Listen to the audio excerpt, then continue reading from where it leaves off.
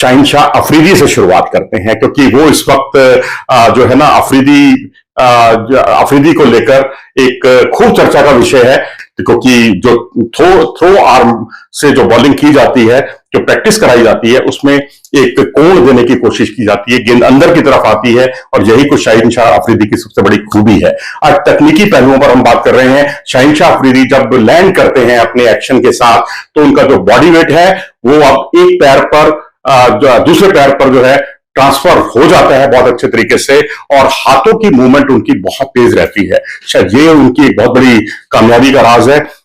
और इसके अलावा जो मैंने शहनशाह अफरीदी को ऑब्जर्व किया है, वो ज्यादा फुलर लेंथ गेंदों पर विकेट चटकाते हैं, और वो ऐसी फुलर लेंथ गेंदें होती हैं जो बहुत ही अंदर की तरफ आती हैं और बल्लेबाज को संभलने का मौका ही नहीं देती, और उसमें स्विंग भी होता है, गति भी होती है, और फुलर लेंथ होने की वजह से बल्लेबाज को बहुत ज्यादा हिलने डुलने का मौका नहीं मिल पाता। जैसे कि आपने शुभमन गिल को देखा, जो उन्होंने विकेट चटकाया, ऐसे ही वो विकेट उनकी पसंदीदा, उनकी चॉइस रहती है कि इस तरह की वो विकेट को चटकाते हैं।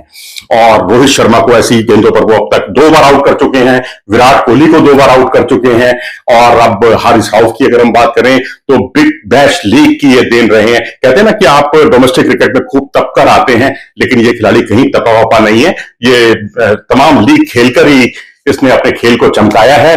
मेलबर्न स्टार्स की तरफ से ये खेलते थे, और इनके जो स्पीड है वो इनकी सबसे बड़ी ताकत है, क्योंकि ये एक ही ओवर में 3 बार 150 किलोमीटर प्रति घंटे की रफ्तार को छूने की काबिलियत रखते हैं, और शरीर के सभी हिस्से से इनके बहुत ही तेजी से काम करते हैं। जैसे कहते हैं कि स्पीड बॉल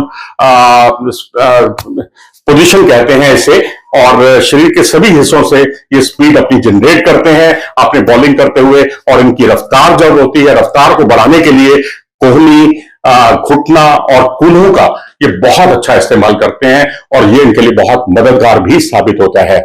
हाथों की मूवमेंट हालांकि इनकी अफरीदी की तुलना में धीमी है। ये देखिए, ये गौर करने वाली बात है कि इनकी रफ्तार ज्यादा है अफरीदी से, और अफरीदी 137, 138, 140 से के आसपास ही गेंदबाजी करते हैं, लेकिन इनके हाथों की मूवमेंट जो है वो थोड़ी सी अफरीदी की तुलना में काफी धीमी रहती है, और मूवमेंट और वो कहीं ना कहीं वकार यूनुस की याद ताजा कराती है। इनके एक्शन में काफी कुछ वकार यूनुस की सिमिलरिटी हमें दिखाई देती है। इसके बाद हम बात करते हैं नसीम शाह की, एक ऐसे गेंदबाज की जो विकेटों का मोहताज नहीं है, यानी पिच में कंडीशंस का मोहताज नहीं है, जैसे भी पिच मिल जाए ये वहां पर अच्छी गेंदबाजी करने की काबिलियत रखते हैं।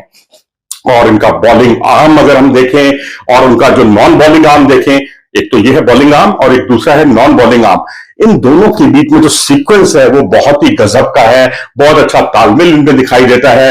रनअप में जो है इनकी बहुत रफ्तार होती है, यानी बहुत तेज दौड़ते हैं। जैसे मुझे याद है कभी शोएब अख्तर को हम बहुत तेजी से दौड़ते हुए देखा करते थे रनअप में, ये भी रनअप में काफी तेज दौड़ते हैं। और इनका बॉलिंग आर्म जो है ना, जो राइट हैंडर है, राइट आर्म बॉलर है, और उनका जो बॉलिंग आर्म जब शरीर से दूर होता है तो उसको बल्लेबाजों की बल्ले बल्ले हो जाती है। बल्लेबाज वहां पर बड़े स्ट्रोक खेलते हैं, लेकिन जब ये बहुत करीब रहता है तो वो बहुत परेशानी का सबब बनता है, और बल्लेबाज उसको समझ नहीं पाते, और इसी वजह से इनको अच्छी खासी विकेटें मिलती हैं अंतर्राष्ट्रीय क्रिकेट में। वहीं अगर हम गिल, विराट और रोहित शर्मा की बात करें, भारत के टॉप ऑर्डर की बात करें, तो यहां पर मैं कहूंगा कि शहनशाह अफरीदी की जो अंदर आती गेंदें हैं, जो फुलर लेंथ की गेंदें हैं, उस पर थोड़ा सा सावधान रहना होगा। थोड़ा नहीं, काफी सावधान रहना होगा, कि विराट रोहित तो इस पर फंसते भी रहे हैं। और विराट कोहली और गिल के लिए तो मैं यही कहूंगा कि जैसे पिछले मैच में जो उन्होंने गलतियां की हैं, बिल्कुल पैरों का मूवमेंट उनका जो है बहुत ही कम था, और वो उनके लिए परेशानी का सबब बन सकता है। तो अब भारत के लिए शुरुआती ओवरों में क्या स्ट्रेटेजी हो, क्योंकि या तो आप सहवाग वाले स्टाइल में आकर दबाव बनाने की रणनीति अपनाएं, जो इतना आसान नहीं है। उसको दबाव बनाने के प्रयास में आप 2 या 3 या 4 विकेट भी खो सकते हैं शुरुआती ओवर में, और फिर पता चला कि मिडिल ऑर्डर के जो बल्लेबाज हैं वो डैमेज कंट्रोल करते ही रह गए, और टीम का स्कोर जो है 225 तक मुश्किल से पहुंच पाया, 225 या 250 तक।